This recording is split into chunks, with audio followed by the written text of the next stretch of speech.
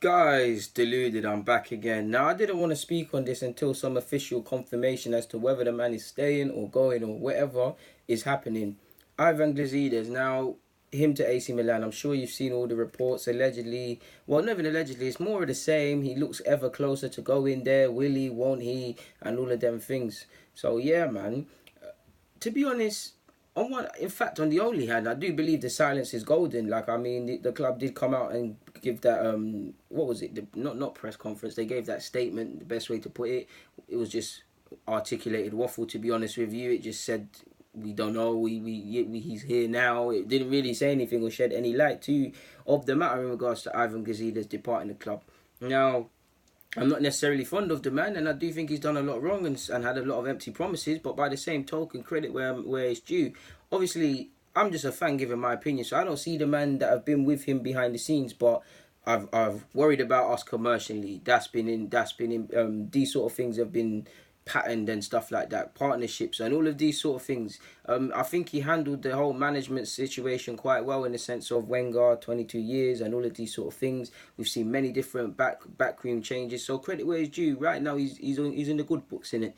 And I won't lie, losing him as much, again, regardless of what I think about him, losing him to a degree is losing kind of influence in regards to UEFA matters or top UEFA matters.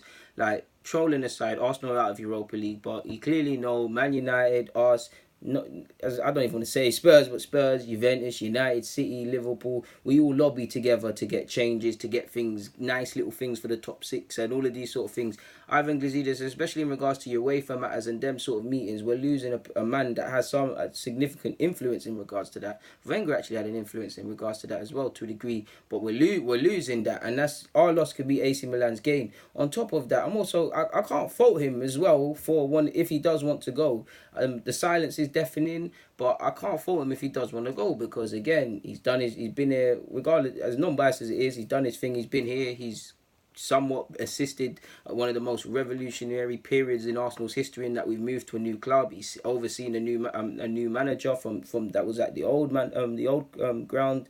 He's seen us move to a new ground. He could gas it up a bit, so he's done a lot.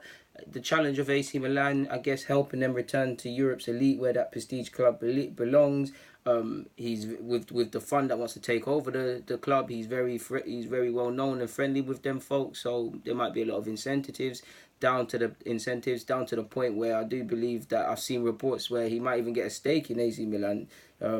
So boy, I mean, if you can get a stake in a club and earn some more money and live in a country like Italy and a city like Rome, then boy, like can't really fault him. I mean, if he does leave, hopefully the system's in place which I'd like to think that if you want to be an elite club, the club should be able to still run in a high manner in the same way that if the manager leaves, that's been here a long time, or any other person leaves, like Bayern Munich. If anyone was to leave at Bayern Munich, again, I'm not familiar with their matters like that, but they're presidents that are always talking nonsense and stuff. Any one of them leaves, someone else can come back into their position and implement it well. That German efficiency, that is what we should aspire to have. So you'd like to think it could still run. I'd like to wonder who would come in, which I do think would be Josh. I'd also like to think what would Uno be thinking, because you were allegedly in constant dialogue with the man. He was telling you what he could do, undoubtedly gave you a 2-year deal with the option of a third. So you might have been talking about projections both in your first, second, third year and beyond. To now see him gone, you could see that as deceitful. You could wonder how you're going to get on with the next person. You could just wonder like what the hell, or you could just it could be anything, to be honest with you.